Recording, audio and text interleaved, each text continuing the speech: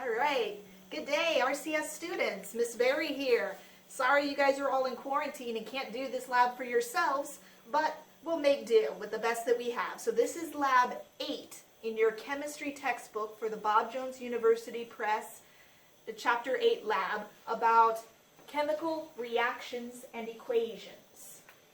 So the materials that you'll need for this lab are Bunsen burner, iron ring, ring stand, clay triangle, crucible, a couple of different sizes of beakers and graduated cylinders, funnel, crucible tongs, things like that.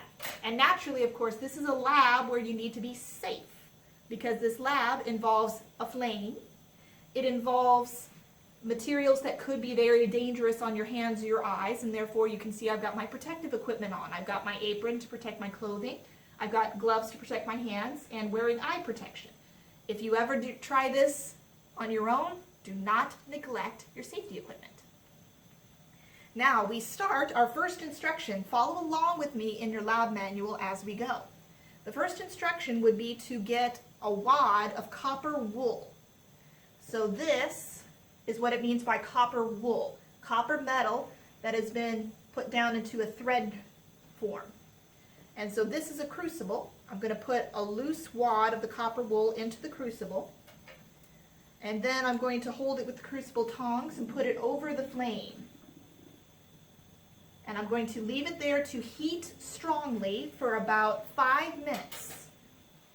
As it is doing this, what should happen during the reaction is that the flame, the heat from the flame, will add energy to the copper and speed up the reaction that would normally occur between copper and the air if it was exposed long enough.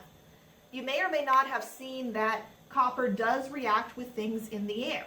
Think about the Statue of Liberty. When the Statue of Liberty was supposed to put up, it was a nice, shiny, brassy looking copper color like the wool that I just showed you. But over time, it has changed color as it reacts with compounds in the air. Well, we're speeding this up and making it into a pure form. Now, it's not going to turn green like the Statue of Liberty, but if we do it right, we should see black appearing and covering over all the shiny copper bits. And so we're going to have to leave that be until we get as much black as we can, and that'll take at least 5 minutes, and then it will cover over all the shiny stuff. So it's been about 5 minutes, and we're going to get a good look now at how this turned out. Now you can go ahead and dump this into a beaker because the next step happens in a 150 milliliter beaker. And now I'm going to give you a good look at how it turned out. You can see how most of the copper color is gone, and you can see this grayish black product that is formed on the outside. That is a new chemical compound. It is caused by the reaction of the copper losing 2 electrons to become copper 2 ions and then combining with oxygen from the air. So the first question you're going to be asked in the lab is, what is this product? So it combines copper and oxygen, and the copper forms a +2 ion for this ionic compound. You'll need to write the formula for question 1. You'll also need to write the reaction later on in question 3, as well as any other observations. So observations you may include here is what you can see here about the product. You can see that it maybe is a little gray, that it didn't get all of it.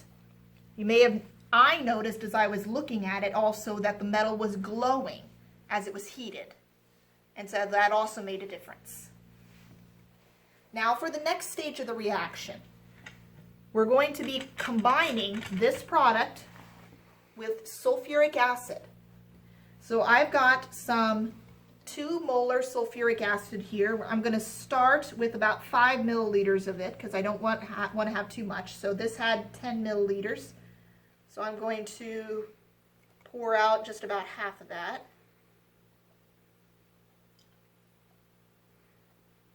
And this is the part that you would really need your gloves for because sulfuric acid does nasty things to your skin. And so I'm going to pour that over this, and it's going to react with the black product that was on the copper. Now, to encourage the reaction, I'm going to mix it around in the solution.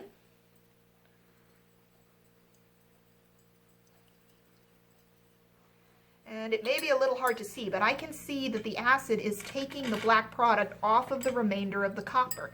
I can see the shinier copper is getting revealed as the acid takes off the black product.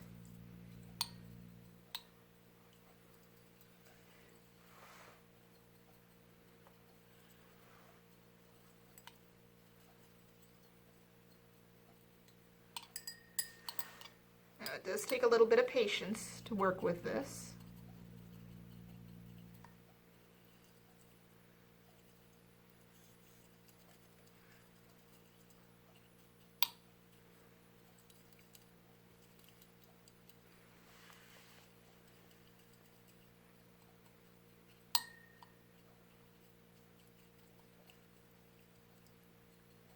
I think just for good measure, I'm going to add in the rest of my sulfuric acid.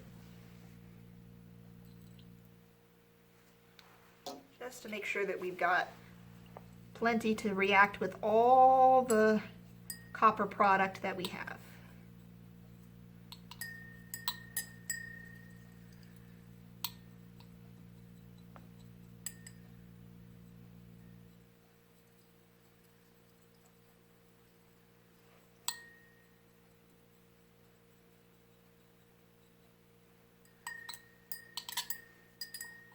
I'm going to let that sit for a bit longer, and while it does, I can begin getting things ready for the next step.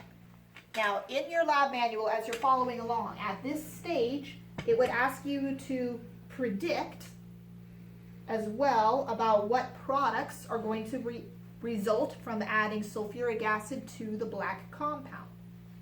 So you'll need to think about our combinations and our patterns, because this falls under a double replacement reaction.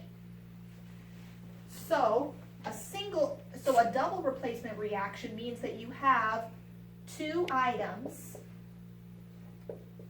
and they are going to switch partners, so that this partners with this and this partners with this, so that we end up with BD.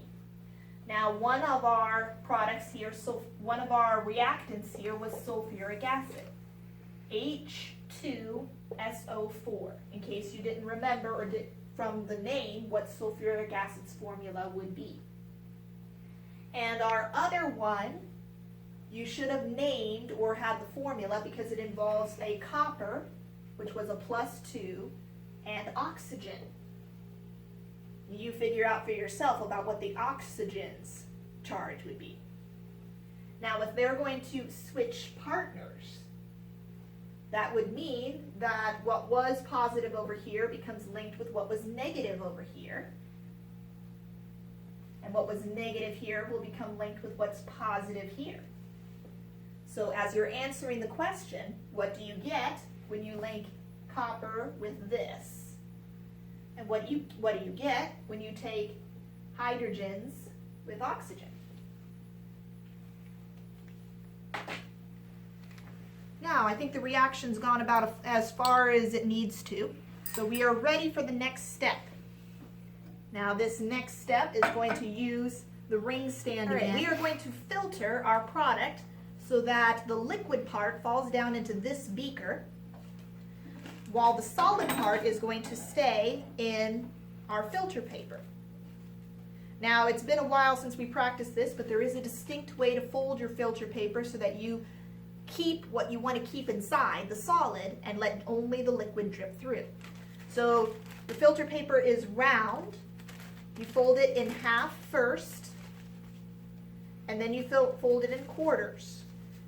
Then you're going to see the 4 lines up here. You put your finger in between just the first one and the rest, opening it up, and it creates a pocket so that you can't actually get any solid stuff through.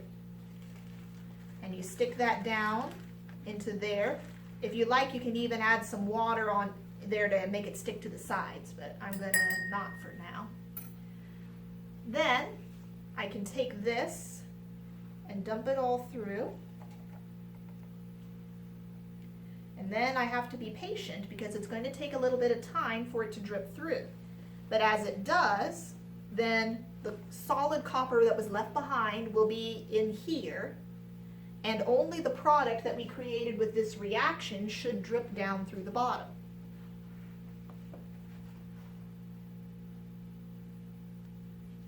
There's no chemical reaction going down here. This is a physical process as it is separating the solid from the liquid. All right, so I've done this filtration now, and I have all of what we call the filtrate down here in the bottom of the beaker.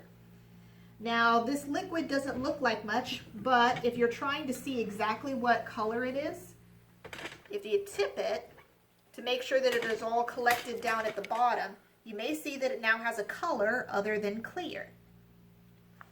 Now, I can see it really good from my angle, so we may need to change the camera here in a minute, but just to contrast it, this is what your product looks like, and this is what clear water looks like. So you can kind of see that there is a difference here. And just to increase the contrast, you see the color? Now one of the questions, Now one of the questions is, what color is the liquid?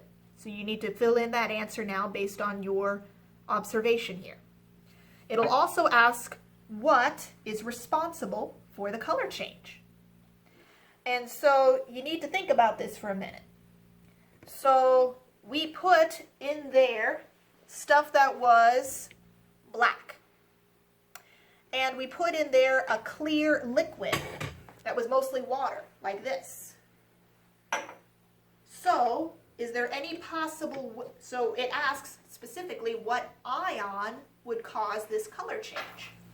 So the ions involved were hydrogen, sulfate, oxygen, and copper. So you think about it. These two started out as a clear liquid. This is in the air you breathe, and this was in our product after we burned the thing. Which of those is most likely to produce a color? Now, once you answer that, we are ready for the next stage. We have done a synthesis reaction. We have done a double replacement reaction. Now we're going to do a second double replacement reaction. This time, we are using a different compound called sodium hydroxide. And in case you're not sure, I'll make it a little easy for you. Sodium hydroxide, NaOH. We are going to combine that with the product that we made from here and make it into another double replacement reaction. And this reaction should produce a precipitate. So we have our solution here that we made with the acid and the copper oxide. Now I have my sodium hydroxide here, which is also a clear liquid. It says to add about 20 milliliters. I'm going to add a little bit more than that. Can you get in close? Because it's a pretty fun reaction here.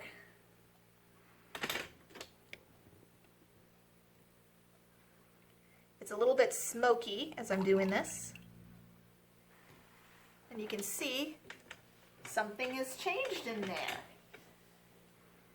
Something's turned a little bit cloudy. Something has changed intense in its color. Now I stirred it and all that stuff disappeared. That shows that maybe my acid was a little too concentrated. So I'm going to add some more sodium hydroxide because we want that precipitate to stick around. Got a better look at it that time.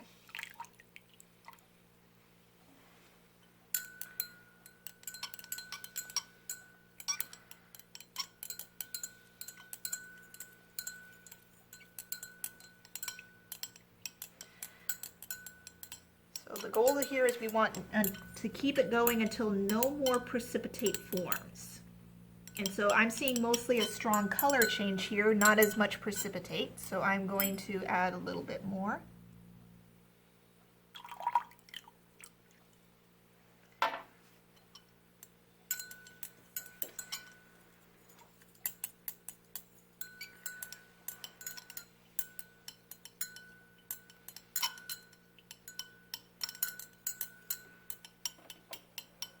Final step of this lab is to put it through a decomposition reaction. Remember that decomposition is where you take a compound that is a combination of items and then you input energy or a catalyst that causes it to break apart into other parts. So the catalyst in this case is the addition of heat. So I'm going to be heating this, and we could heat it over the Bunsen burner again, but I like to have a little more control over the temperature than that. So I'm going to be using a hot plate. It says to heat it until it boils and a reaction takes place. Now, it may or may not even need all that much heat. It was blue with a strong blue precipitate. After the decomposition reaction takes place, it produces a black product. And there is heat to the reaction between the sulfuric acid and the sodium hydroxide. Sometimes that heat is enough that it can actually start decomposing before you even get it over here to this stage. And that happened to mine to a degree. But we will continue to heat it and get an even more intense or increased amount of product.